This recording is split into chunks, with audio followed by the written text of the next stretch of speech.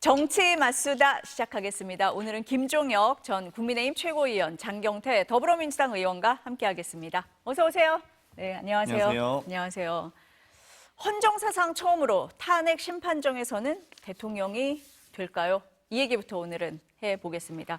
윤석열 대통령 변호인단이 구성이 되고 있습니다. 자문을 맡은 석동영 변호사가 윤 대통령이 법정에서 당당하게 소신껏 입장을 피력할 것이라면서 법정에서 집권은 지금까지 야당에 의한 국정난맥과 국헌문란을 따질 것이다 이렇게 밝혔습니다. 이거 직접 나서겠다 이렇게 들리십니까? 어떻게 들으세요? 그럴 것 같은데요. 네. 뭐 소신껏 얘기하는 거야. 뭐 본인의 뭐 마음대로 하실 수 있지만 뭐 당당하게라고 얘기하는 건 좀 듣기가 좀 거슬리네요. 그냥 별로 당당할 게 없어 보이기 때문에 그런데 그 대통령께서 아시다시피 굉장히 다변이세요. 말이 많습니다. 그래서 뭐 1시간 동안 뭐 누굴 만나면 59분 동안 본인이 얘기한다 뭐 이런 얘기가 있을 정도로 실제로 말이 많으세요. 말이 많으시고 또 뭐 사실 여러 가지 아는 것도 많으시더라고요.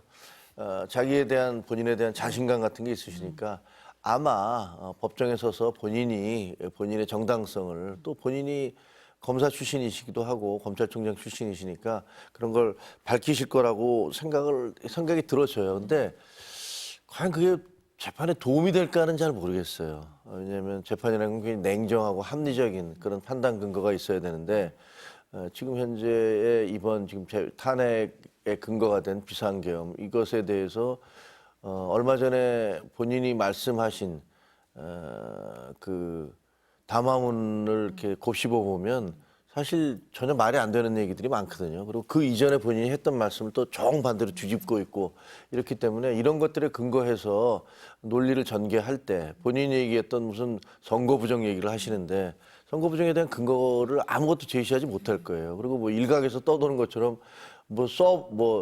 법정에서 대통령이 선거 부정에 대한 결정적 증거를 제시해서 판이 확 뒤집어질 것이다. 이런 것들이 이제 우파 모임 같은 데서 많이 돌고 있거든요. 근데 아시다시피 그 중앙선관위 서버는 압수는커녕 뭐 사진만 찍어갖고 간 거란 말이에요. 그러니까 거기서 뭘 가지고서 뒤집어놓는 증거를 얘기한다는 건지 저는 뭐 가능성이 별로 없어서 직접 나서서 말씀하신다 하더라도 그렇게 크게 본인에게 도움이 될까는 잘 모르겠습니다. 아니 과거에 보면 뭐 노무현 전 대통령이나 박근혜 전 대통령 같은 경우는 이제 대리인, 변호인을 통해서만 얘기를 했었거든요. 근데 이번에는 좀 다를 수 있다 이렇게 보세요. 어떻게 보십니까? 아마도 예. 변호인단 구성을 보면 김홍일 전 검사라든지 석동현 전 검사 같이 아주 최측근의 본인 지인들로 구성하고 있거든요. 그래서 보통 헌법재판 같은 경우는 헌재 연구관 출신의 변호인단을 구성하기 마련인데 그만큼 이 내란죄와 관련돼서는 뭐 윤석열 대통령을 변호할 만한 사람들이 매우 좀 제한적이다라는 생각도 들고요. 또 한편으로는 본인이 소신 있게 뭐 변론을 하신다고 하는데 아마도 이 비상계엄에 대해서 이해할 만한 사람이 없을 겁니다. 심지어 국무위원들조차 한덕수 국무총리도 본인도 반대했었다. 그리고 실질적인 제대로 된 국무회의 없이 비상계엄을 선포했다라고 증언한 바가 있고요. 이미 그 비상계엄 실무 편람에도 보면은 최소 4명의 국무위원은 필수적으로 서명을 하도록 되어 있습니다. 기재부 장관과 법무부 장관, 국방부 장관과 행안부 장관인데요. 4명 다 확인한 건 아니지만 법무부 장관 본인도 서명하지 않았다라고 증언했기 때문에 아마도 여러 헌재 변론 과정에서 비상계엄 도대체 왜 했냐 했을 때 뭐 그걸 이해하고 납득해야 뭐 변론도 가능할 텐데 윤석열 대통령 말고는 아무도 이해할 사람이 없기 때문에 그러지 않을까 싶고요. 소신껏 계엄을 선포하셨으니 소신껏 감옥 가셨으면 좋겠습니다. 네. 어제 석동현 변호사가 이제 기자들을 만나서 뭐 이런저런 얘기를 많이 했어요. 이 얘기를 좀 종합을 해보면은 탄핵 심판에는 적극적으로 대응하겠다 이렇게 들려요. 근데 수사에 대해서는 내란죄 성립이 안 된다. 광기다. 뭐 이런 표현까지 했습니다. 뭐 두세 개 수사기관이 경쟁하듯이 뭐 출석 요구하고 강제 수사하는 거 이거 문제 있지 않냐. 뭐 이런 지적도 했어요. 그래서 뭐 일각에서 이 틈새를 이용해서 안 나가려고 하는 거 아니냐. 수사 안 받으려고 하는 거 아니냐. 뭐 이런 얘기도 나왔는데 오늘 검찰이 공수처로 사건을 이첩하겠다. 이제 이렇게 했습니다. 이렇게 되면 뭐 윤 대통령에 대한 직접 수사, 뭐 압박도 세지고 뭐 곧 이루어진다. 뭐 이렇게 예측해도 될까요? 어떻습니까? 처음에 수사가 무슨 정말로 맹수가 쓰러진 뒤 하이에나가 달려드는 것처럼 진행됐던 것은 사실이에요. 별로 보기 좋지 않더라고요. 그리고 검찰 같은 경우는 어찌 보면 자칫하면 굉장히 비난을 받을 소지가 있잖아요. 일단 대통령이 검찰 출신이신데다가 혹시 봐주기 수사하는 거 아니야?라는 어떤 이런 식의 의구심이 제기가 될 수가 있어서 검찰이 좀 진행하다가 이러다가는 정말 더 큰 의혹과 비난을 살 수 있겠다라고 싶은 생각이 들어서 공수처에 넘긴 걸로 보여져요. 그럼 공수처에 넘겨졌기 때문에 일단 수사 주체가 이제 확정이 된 거잖아요. 그러니까 더 이상 그것을 뭐 나는 안 받겠다라고 얘기하기가 쉽지 않을 것 같고. 지금 논란이 되고 있는 것은 헌법재판소에서 탄핵 심판이 진행되고 있을 때 수사를 받을 수 있느냐 이런 것들이 두 개가 충돌하는 게 아니냐는 부분이잖아요. 그래서 과거 사례는 뭐 이것도 있고 저것도 있는 것 같아요. 받은 적도 있고 안 받은 적도 있고 이렇게 되기 때문에 그래서 결국은 양쪽 기관에서 결정을 해야 될 텐데 지금 현재 다른 문제가 아니라 이거는 비상계엄과 관련된 내란죄에 운운하고 있는 부분이기 때문에 이것을 뭐 수사를 안 받는다라고 나는 그냥 탄핵 심판만 받겠다라는 것들은 그렇게 가지는 않을 것 같아요. 왜냐하면 그 자기 부하 대통령의 이렇게 지시를 받은 사람들이 모두 줄줄이 구속되고 있잖아요. 근데 그런 마당에 이분들은 다 구속이 되고 대통령에 대해서는 일체 수사도 하지 않는다라는 것들이 상식적으로 납득하기 어려운 것이고 그래서 그걸 피해가기는 어렵겠다. 그렇게 생각을 합니다. 아니 근데 뭐 대통령실이나 경호처에서 출석 요구서도 받지 않고 하면서 지금 뭐 전혀 수사에 응하지 않고 있거든요. 어떻게 보세요?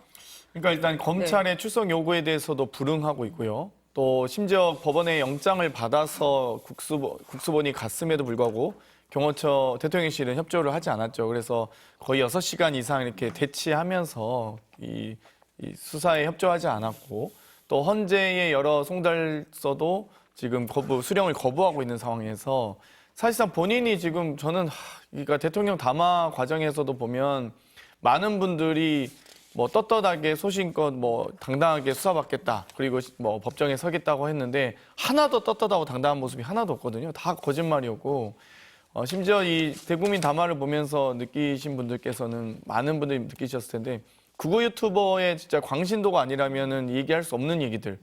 뭐 중국인 3명이 뭐 드론을 날렸다든가 뭐 부정선거 의혹.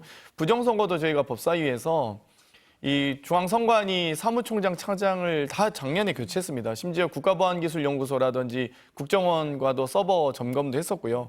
심지어 본인과 가장 가까운 또 서울대 법대 동기를 중앙선관위 사무총장으로 임명을 했었는데 그 사무총장도 황당해합니다. 부정선거 의혹에 대해서. 그러면 거기에 대해서 의혹을 단 1g이라도 좀 제시를 하면 좋겠는데 계속 대국민 담화에서도 저런 가짜 뉴스를 제시하고 그래서 저도 어제 법사위에서 법무부 장관 대행에게 공수처가 이 이첩을 요구할 경우에 이첩 수사기관은 응해야 한다라고 강행 규정입니다. 그렇기 때문에 거기에 대해서 응하지 않을 경우는 2차례나 요구를 했었고요, 검찰에. 그래서 아마 검찰이 검토하겠다고 했었는데 첫 번째는 불응했고 그래서 그 부분에 대해서 법무부 장관에게 수사지휘권 행사하셔야 된다. 안 그러면 검찰이 계속 이렇게 이첩 요구해서 불응할 경우엔 이 검찰 해당 이 검사들도 문제지만 법무부 장관도 장관 대행도 이 책임에서 면책할 수 없다 이렇게 좀 지적을 했었고요. 어찌됐건 그 부분에 대해서 이첩이 돼서 다행이라고 보고요. 내란죄 관련된 수사권은 이 검찰이 없기 때문에 과거에도 22년에 수사권이 없다는 이유로 이태원 참사 수사 안 했습니다. 검찰이 수사권 없다는 이유로. 그러면 내란죄 수사권도 없는데 또 이건 또 수사하겠다고 하는 것 자체가 모순이었기 때문에 아무튼 뭐 이첩이 방금 뭐 점심 때쯤 돼서 다행이라고 생각하고요. 윤석열 대통령이 수사에 협조하고 있지 않기 때문에 헌재의 여러 이 재판 서류 제출 요구에 대한 송달도 거부하고 있기 때문에 저는 빠르게 윤석열 대통령 체포밖에 없다고 봅니다. 그럼 체포영장 수순으로 간다 이렇게 보시는 거예요, 의원님? 뭐 일단 네. 압수수색영장이라든지 뭐 출석 요구라든지 출석 요구 보통 한 2, 3회 정도 불응하면 체포가 가거든요. 저는 이런 부분도 좀 안타까운 게 검찰이 지금 오늘까지 출석 요구한 게 2번이라고 저는 알고 있는데요. 3번까지 출석 요구 불응할 경우에 체포영장 보통 발부합니다. 영장 청구하고요. 근데 아마 검찰도 본인들도 지금 출석 요구 3번 한다 첫 번째, 두 번째 다 불응했었기 때문에 3번째 요구한다 한들 윤석열 대통령의 태도가 바뀌지 않을 것으로 아마 예상해서 그럼 당연히 체포영장 청구를 해야 되거든요. 그것까지는 검찰이 못하지 않았을까. 그래서 지금 이 이첩도 본인들이 뭐 뭐 자발적으로 하지도 않았지만 뭐 여러 차례 이 법사위에서 지적하니까 한 것 같긴 한데 또 이 체포영장까지 청구하기 어려우니까 이첩하지 않았나 이런 생각이 듭니다. 그러니까 다 이유와 근거가 있더라고요, 보니까. 그러니까 1차 소환에는 응하지 않았고 2차 소환 통보를 했는데 그게 21일 이번 주 토요일입니다. 근데 응하지 않을 거다라는 얘기가 많이 나오고 있는 상황이고 오늘 공조수사본부에서는 오늘 나와라 했었는데 지금 안 나온 그런 상황이에요. 그렇지. 그러면은 체포영장까지 간다. 최고위원님도 그렇게 보세요? 그러겠죠, 뭐. 당연히 뭐 법에 따른 절차에 따라서. 자진 출두는 안 할 거다 이렇게 보시는 건가요? 그러니까 좀 이제 네. 그게 왜 그럴까가 좀 궁금하잖아요. 어떻게 보면 대통령이 본인 스스로 그 당당하고 소신에 따라서 수사에 임하겠다라고 얘기했는데 그거는 그 이전에 처음에 그 국민에 대해서 담화를 할 때도 두 번째인가 세 번째 조항이 있었잖아요. 그 수사는 투명하고 철저하게 받겠다 이렇게 얘기를 하셨어요. 그리고 그 다음 담화를 할 때도 내가 공수처가 됐든 아니 헌재가 됐든 수사가 됐든 당당하게 맞서 싸우겠다 이렇게 얘기를 하셨어요. 근데 당당하게 맞서 싸우겠다라는 것이 논리에 의한 싸움이라고 생각을 했지 이렇게 아예 물리적으로 가로막는 것들을 싸움의 한 형태라고는 생각하지 않았습니다. 왜냐하면 이건 전혀 대통령다운 짓이 아니거든요. 대통령은 국가의 헌법을 수호하고 법률을 지키는 자리에 있는 분입니다.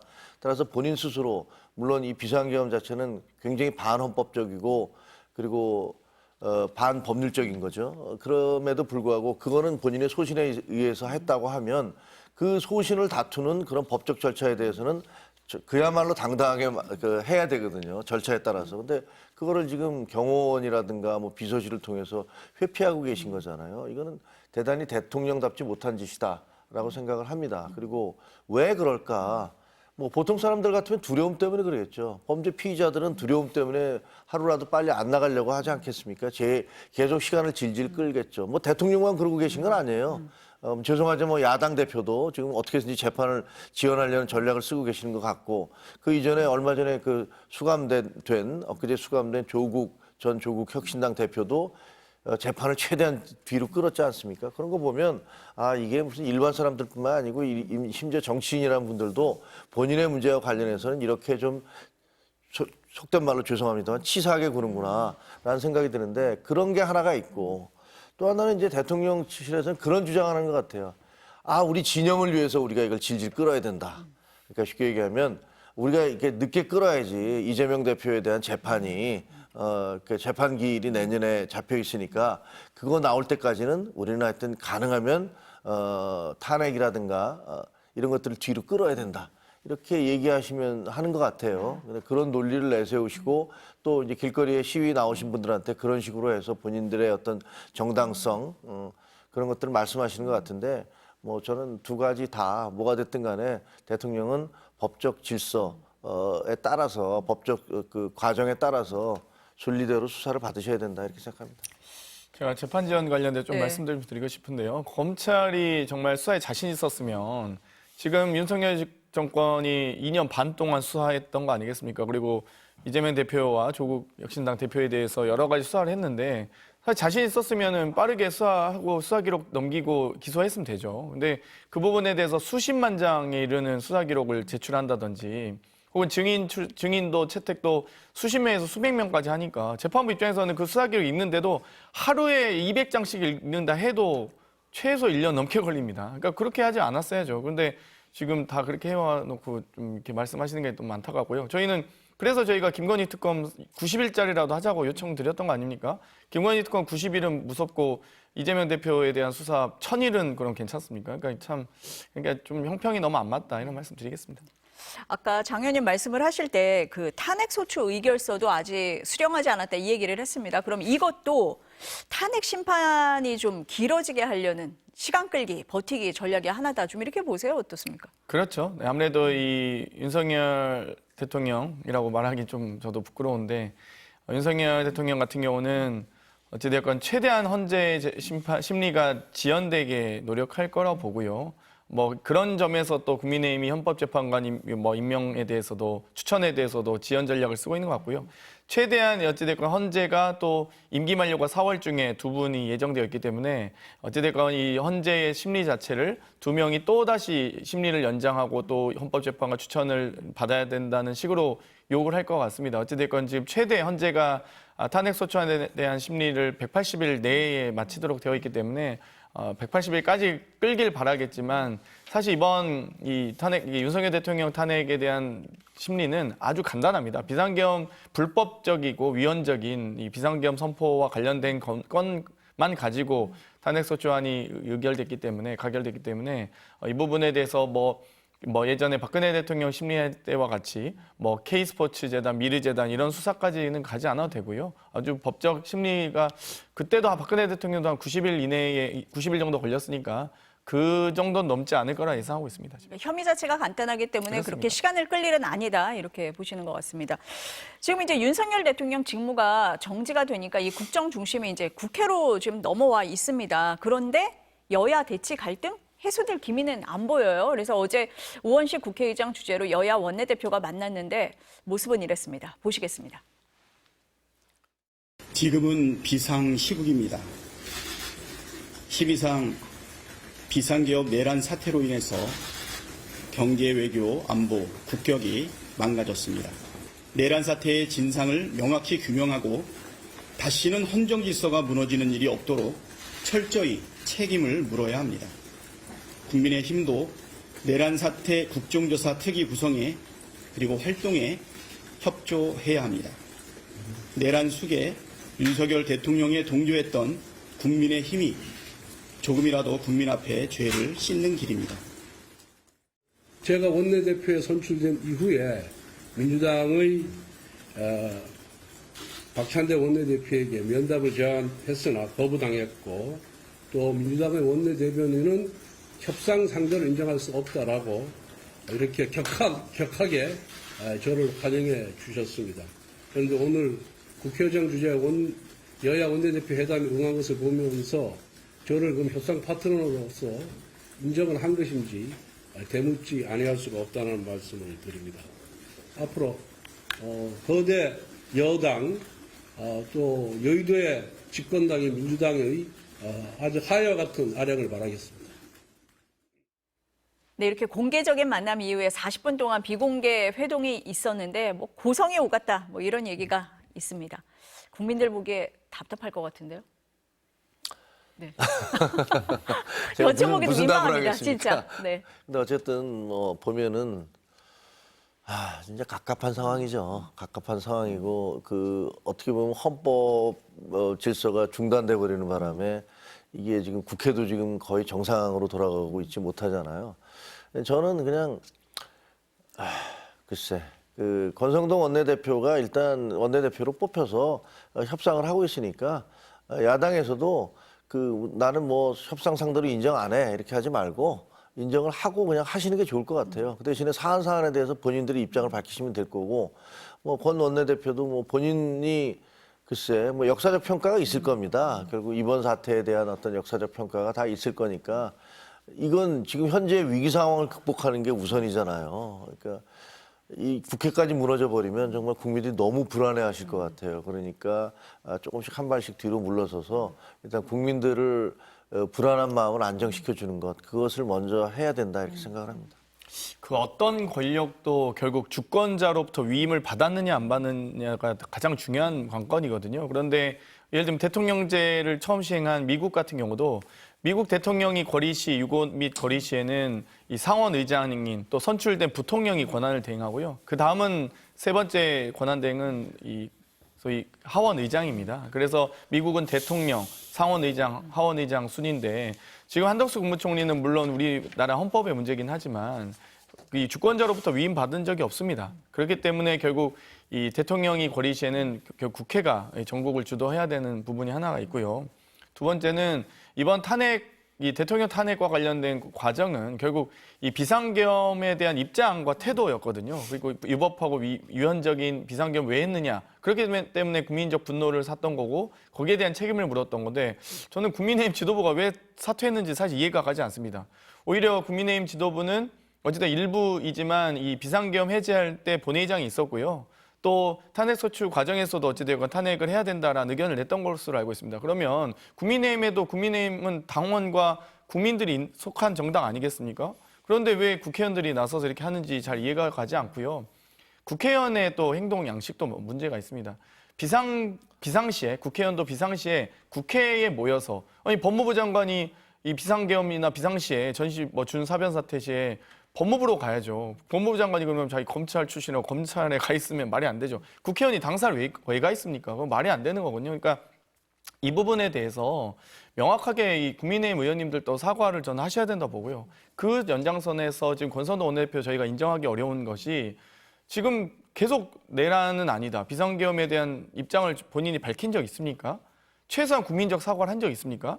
그러니까 비상계엄에 대한 입장도 불분명하고요. 거기에 대해서 탄핵소추에 대해서도 부결을 당론으로 심지어 했던 원내대표 아니겠습니까? 그러면 저희가 인정하기 어려운 거죠. 그러면 비상계엄에 대한 입장이 어떠신지, 탄핵소추에 대한 부결 입장도 본인이 떳떳하게 다시 한번 주장할 수 있는지, 그리고 나서 국민들께 어떤 입장이신지는 명확하게 밝히셨으면 좋겠습니다. 그 전까지는 원내대표라기보다는 내란의 공범 또는 방조범이라고밖에 보이지 않기 때문에 그 부분에 대해서 또 권선호 원내대표 지금 현직 국회의원이니까 원내대표 하고 있을 텐데 비상계엄 선포 시 어디가 계셨죠? 이분 행적도 저는 궁금해요, 사실. 그것부터 좀 밝히셨으면 좋겠어요. 그리고 권성동 원내대표는 지금 공석인 헌법재판관 3명, 한덕수 권한대행이 임명할 수 없다라는 입장이시잖아요. 그러니까 그것도 참 2017년에 권성동 탄핵소추위원장과 현재 원내대표 권성동이 왜 이렇게 입장이 다른지 모르겠습니다. 그 당시에 헌법재판관은 9명이 철저히 삼권 분립에 준거해서 구성하게 되어 있습니다. 3명은 대통령의 임명권을 명시하고 있고요. 3명은 국회의 추천직을 명시하고 있고요.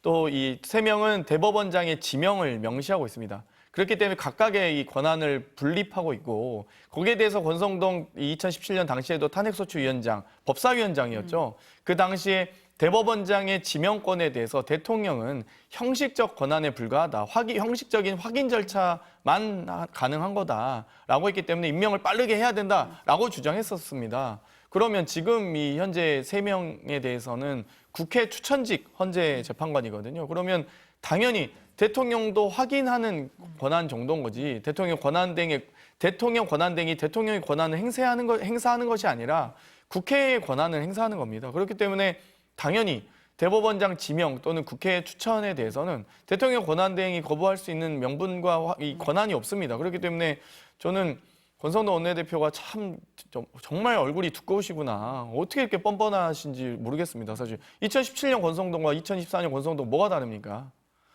아니 그래서 헌법재판소나 국회 그 입법조사처에서도 이건 임명 가능하다 이런 얘기를 했거든요. 어떻습니까? 지금 뭐 정경태 의원 말씀하신 대로 2016년인가 그렇잖아요. 탄핵 심판할 때 박근혜 전 대통령에 대한 탄핵이 이루어질 때 그때 국민의힘의 그때 법사위원장이 권성동 지금 현 원내대표셨어요. 그때 이게 법사위원장이니까 헌법재판소에서 검사의 역할을 하신 거죠. 근데 그때 뭐라고 하셨냐면요. 그때 제가 지금 권성동 법사위원장이 뭐라고 그랬냐면 국민을 바라보고 정치를 해야겠다. 그리고 헌법과 법률의 절차를 지켜야겠다. 세 번째로 우리가 철저히 반성하고 사과함으로써 다시 보수 세력을 결집시켜야겠다는 3가지 기준 하에서 이 탄핵을 찬성하겠다고 결심을 했다. 뭐 이렇게 말씀을 하셨어요. 근데 그 3가지 주장은 지금까지 그 전에 한동훈 대표가 주장한 것과 하나도 다르지가 않아요. 완전히 똑같거든요. 그런데 본인은 그렇게 얘기하셨고 이번에는 한동훈 대표는 그렇게 얘기했으니까 물러가라는 게 이른바 친윤들의 그 주장이셨잖아요. 상식적으로 도저히 납득이 되지 않습니다. 그리고 이번에 이제 헌법재판관에 대해서 나머지 3명이 공석이 있는데 저는 3명 임명돼야 된다고 생각을 합니다. 왜냐하면 이렇게 국가의 운명이 걸려있는 중대한 문제를 원래는 7명이 하도록 돼 있잖아요. 7명이 심의를 해서 6명 이상이 찬성하도록 돼 있는데 전원합의체니까. 근데 아니 어떻게 보면 지금 3명이 없어서 6명밖에 없는데 헌법재판소가 스스로의 결정에 의해서 6명으로도 심의가 가능하다라고 임시 방편을 해놓은 거란 말이에요. 그럼 이거를 9명을 채워서 정상적인 재판을 하도록 해야죠. 그래야지 재판의 정당성이나 정통성이 보장된다고 생각을 합니다. 지금 뭐 사소한 문제잖아요. 그러니까 왜 과거에 이게 지금 대통령의 권한대행이 헌법재판관을 임명할 수 있느냐 없느냐 뭐 그런 것과 논란을 벌이고 있는데 아니 국가의 운명이 지금 풍정등화한데 그 바람 앞에 등불인데 그런 사소한 문제를 가지고 이게 만약에 법적으로 절대 안 돼라고 돼 있으면 그건 우리가 지켜야 되죠. 근데 그게 아니고 해석의 문제잖아요. 국회가 추천을 했으니까 이건 별 문제가 없다라는 게 야당의 주장이고 또 일부 어떤 법률가들의 주장이고 아니 그래도 그 옛날에 야당도 그렇게 주장하지 않았냐 민주당 너희들도 그때는 그 권한대행이 임명하면 안 된다고 주장하지 않았냐 그거는 정치적인 레토릭이었던 거죠. 그건 비난받아 마땅해요. 하지만 그 비난하는 거하고 그다음에 이 국가의 중요한 사안을 놓고서 이 정족수를 채워서 정통성, 그 정당성을 인정받는 거하고는 다른 문제거든요. 그래서 저는 그 세 명을 한덕수 대통령 권한대행께서 국회가 요구해 오면 임명을 해야 된다 이렇게 생각합니다. 아니 근데 지금 여당에서는 인사청문 특위에 참여를 하지 않겠다라고 하면서 오늘 특위위원장이 박지원 의원으로 바뀌었죠. 그럼 야당 주도로 합니까? 네, 인천위원회는 이제 정전식 위원장이 일단 맡기로 했었는데요. 네. 본인이 이제 국민의힘이 인천위원 구성도 비협조적으로 하고 있고 인천 개최 일정도 지금 잡고 있지 않아서 이 최다선 또 이 연장자 우선 원칙에 의해서 박지원 위원장이 이제 주재를 하신 것으로 보입니다. 그렇기 때문에 이 인사청문회가 빠르게 진행될 수 있도록 저희도 최선을 다할 예정이고요. 또 빠르게 헌법재판관이 국회 의결을 통해서 추천될 수 있도록 노력할 예정입니다. 그럼 국민의힘이 인사청문 특위에 참여할 가능성, 인사청문회에 참여할 가능성 지금으로서는 좀 낮다고 봐야겠네요. 저는 지도부에서 쫓겨난 사람이기 때문에 거기에 대해서 뭐라고 말씀을 드릴 수는 없고요. 그건 뭐 원내대표하고 물론 이제 오늘 오후면 아마 신임 비대위원장이 지명되지 않을까 생각이 드는데 그 지도부에서 결정을 하시겠죠. 근데 부디 저는 국민의 눈높이를 무시하면 안 된다. 저희는 이미 그 국민께 여러 가지 뭐 잘못을 했다고 비판을 받고 있기 때문에 더 많은 그 잘못을 저질러서 수렁으로 빠지지 않기를 바란다라는 그런 말씀을 드리고 싶습니다. 근데 이 헌법재판관 임명하고 또 한덕수 권한대행의 거부권 행사 여기에 대해서는 여야 입장이 이번에는 또 반대인 것 같아요. 국민의힘은 거부권 행사하라, 민주당은 안 된다, 뭐 이런 입장인 것 같습니다. 그러니까 정부는 이르면 내일 임시국무회의를 열어서 뭐 양곡관리법 등 6개 쟁점 법안에 대한 뭐 거부권 행사를 논의를 할 것 같아요. 민주당에서는 이런 입장입니다. 들어보시겠습니다. 한덕수 권한 대행에도 경고합니다. 거부권 행사를 포기하십시오. 내일쯤 국무회의를 열어서 농업사법 등 민생 법안에 대한 거부권 행사를 할 거라는 전망이 이어지고 있는데 권한 대행 자리를 대통령이 된 걸로 착각해선 곤란합니다. 권한을 남용해 거부권을 행사한다면 묵과하지 않겠습니다.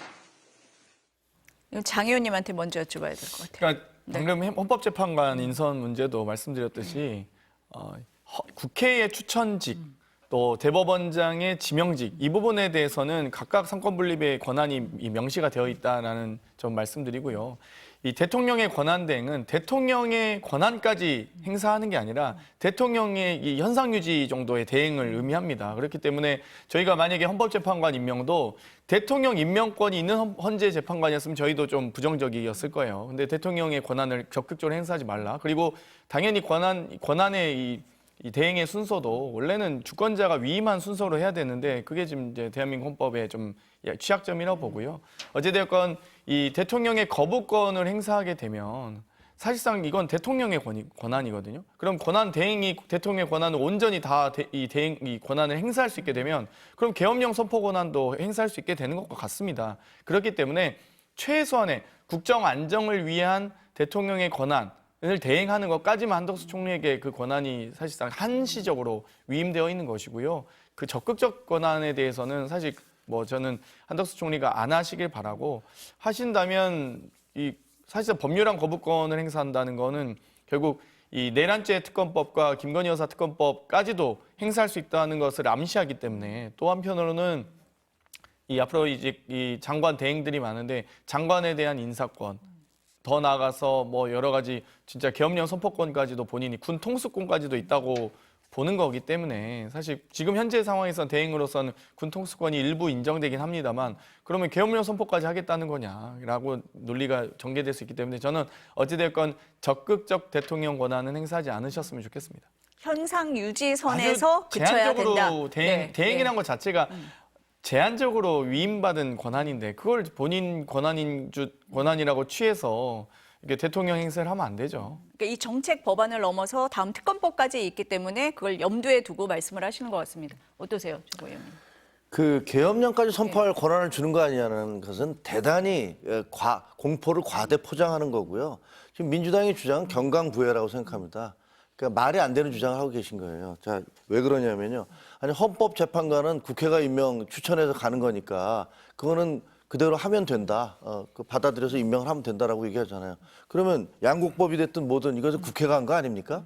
국회에서 여야가 표결로 해서 올린 거예요. 그러니까 거기에 대해서도 지금 권한 대행이 얼마든지 권한을 행사할 수 있는 겁니다. 그래서 그렇게 어떤 사안에 따라서 본인들의 유불리에 따라서 말을 바꾸는 건 뭐 내로남불이라는 소리를 듣기에 정말 안성맞춤이라고 생각해요. 그건 옳지 않은데 그럼에도 불구하고 저는 그 한덕수 총리가 헌법재판관도 받아들여야 된다라고 얘기를 했잖아요. 저는 이런 해법을 제시하고 싶어요. 첫째, 정책과 관련된 것들은 대통령 권한 대행인 한덕수 총리에게 권한을 주세요. 그래서 저는 양국법 절대 통과시키면 안 된다고 생각합니다. 그거는 쌀을 어느 가격 이상이 되면 전부 다 수매를 하겠다는 건데 이거는 우리 경제를 완전히 파탄내겠다는 거나 다름없어요. 그거는 일부 농민들을 상대로 표를 매표하는 것과 다름없다고 생각해서 절대 반대하는데 그러나 김건희 여사 특검법이라든가 아니면은 헌법재판관 관련되는 것이라든가 지금 비상계엄과 관련된 것들은 지금 총리께서는 지금 대통령 권한대행께서는 아무런 권한을 행사하시면 안 됩니다. 그거는 그대로 받아줘야 됩니다. 원하는 대로.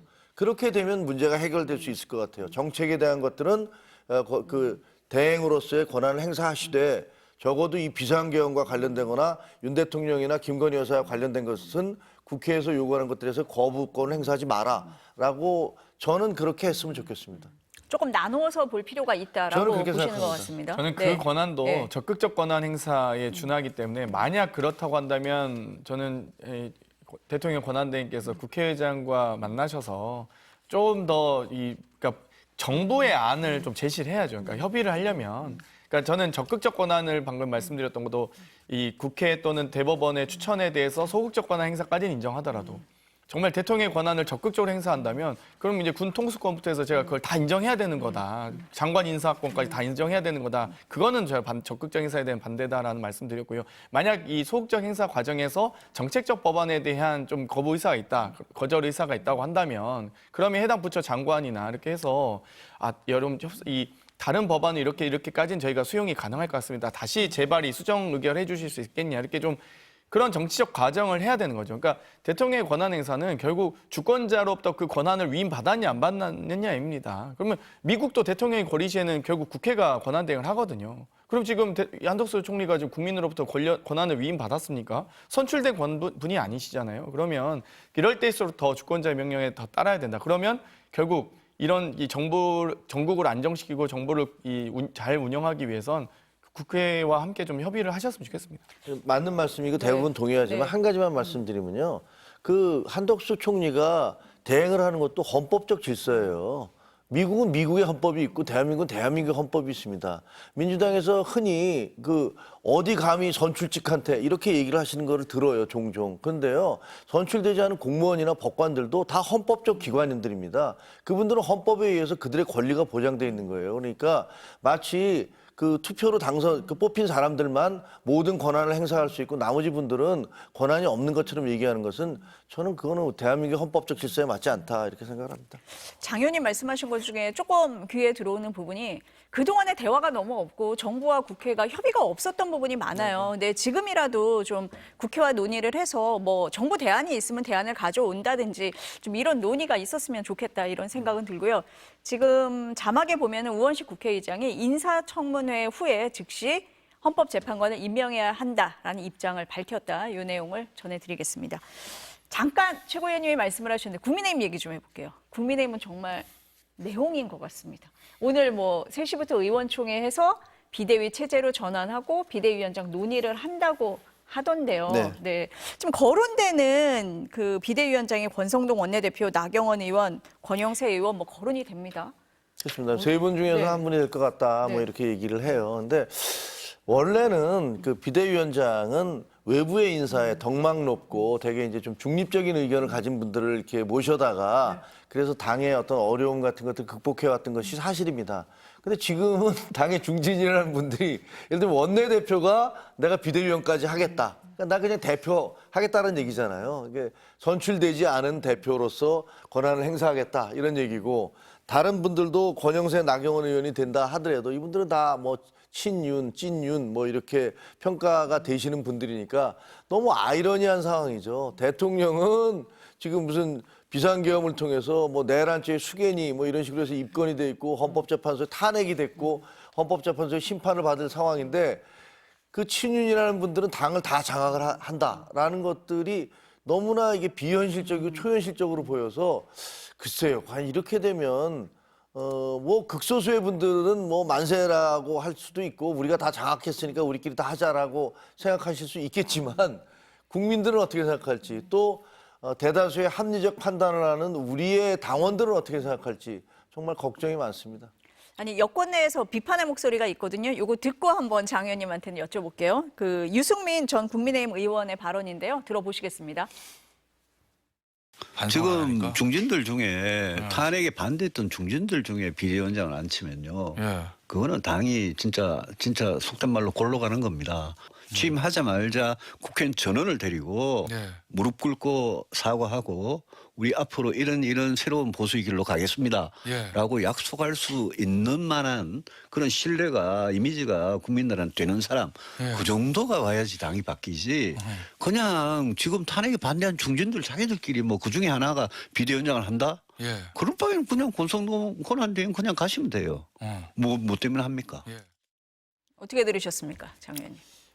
일단 선거가 많이 남았구나. 국민의힘 국회의원님들이 정말 한가한 소리 하고 있다는 생각이 듭니다. 그러니까 어차피 앞으로 4년간 본인들 배지 유지되니까요. 별로 이렇게 개의치 않으시는 것 같고요. 국민 눈치 안 보는 거죠. 그렇기 때문에 민주주의의 대원칙은 주권자로부터 권한을 위임받는 것을 아주 중시하는 이 제도가 설치되는 겁니다. 결국 그 여러 가지 이 관료에 대한 견제도 해야 되고요.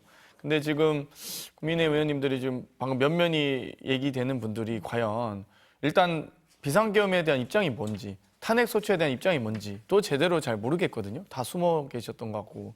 그래서 그런 점에서는 또 거기에 대해서 다 그러면 비상계엄은 옳다라고 주장하실 분은 없으실 것 같긴 한데 탄핵 소추는 그런 부결이 맞다라고 주장하신다면 거기에 대해서 뭐 지금 저분들의 입장을 들을 것도 없이 과연 국민들이 국민의힘을 제대로 된 정당이라고 인식하겠습니까?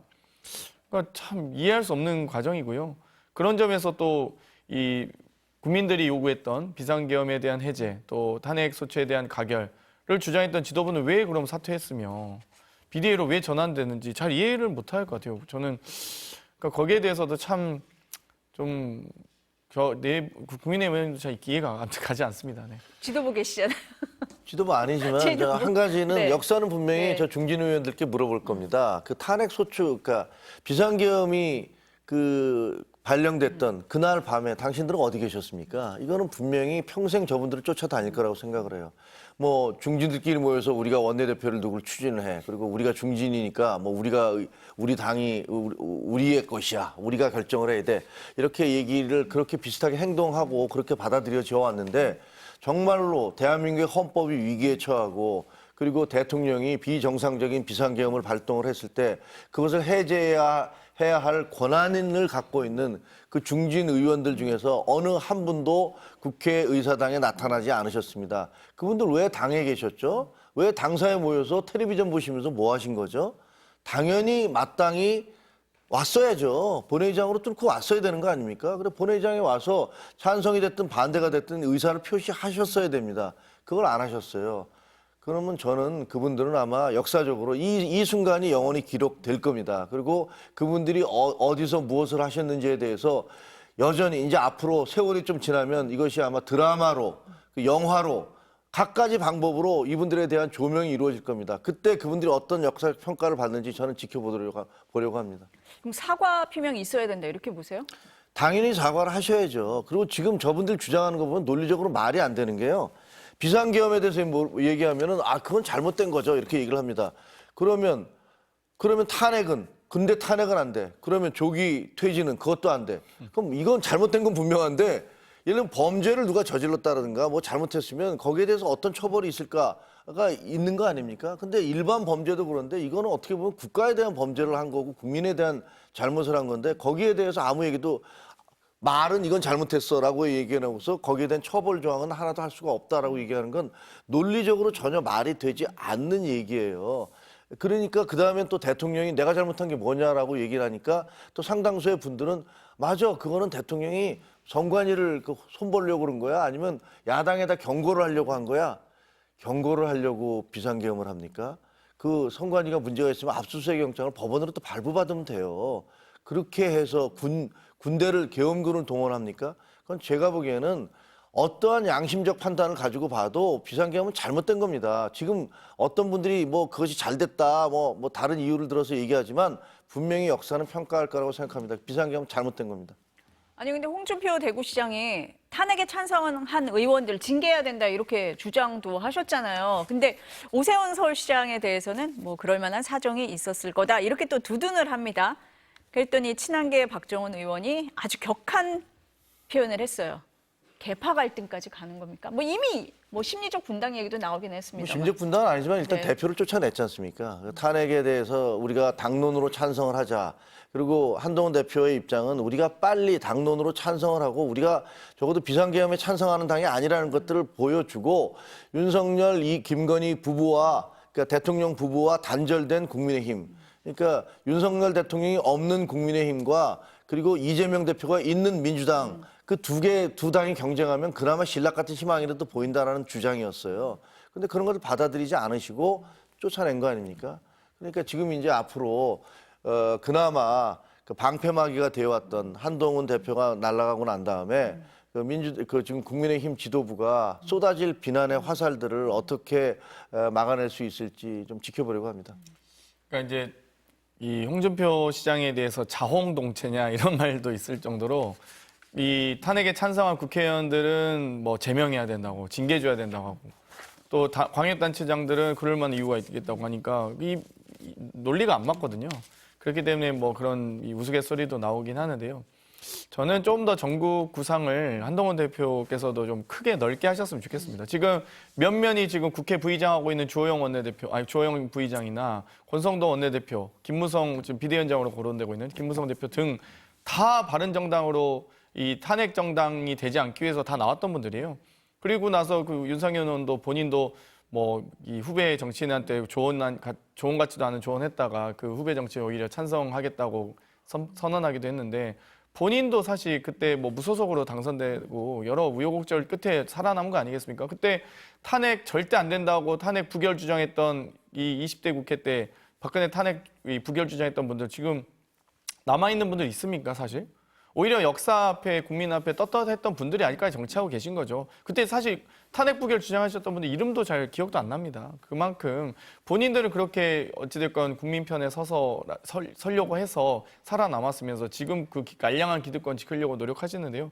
저는 한동훈 대표께서 차라리 이 창당하시는 것도 오히려 낫다. 오히려 지금 소수라도 어차피 지금 4년간 국회의원 임기도 많이 남으셨거든요. 그래서 현역 의원들 몇 분 상의하셔서 나오는 게 차라리 나을 수도 있다. 그러면 국민의힘이 108석에서 8명만 나오면 100석 붕괴되면 절대 저렇게 함부로 오만 방자하게 못합니다.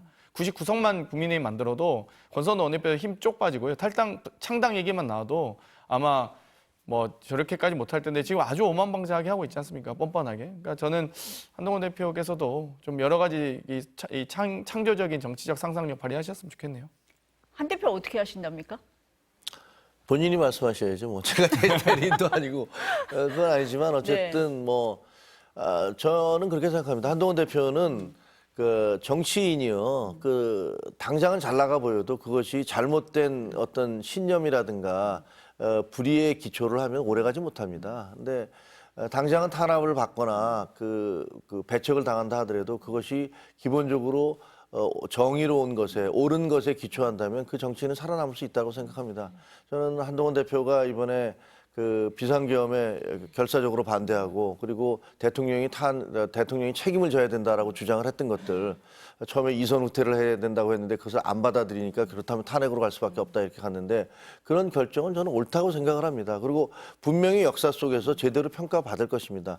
그리고 그게 멀리 가지도 않을 거예요. 국민들께서 적어도 이 흥분 상태가 좀 가려지고 그리고 비상계엄의 진실이 드러날 겁니다. 왜 비상계엄이 이루어졌는지 그리고 비상계엄 하에서 대통령이 얼마나 무리하고 불법적인 지시를 부하들에게 했는지가 드러나고 나면 그 진상이 드러나고 나면 아마 국민 여론도 우리 당원 중에서 일부는 그 과거의 탄핵의 트라우마라든가 그리고 이재명 대표에 대한 거부감 때문에 그 한동훈 대표를 비난하는 것도 있었지만 이런 부분도 바뀔 것이다 이렇게 생각을 합니다.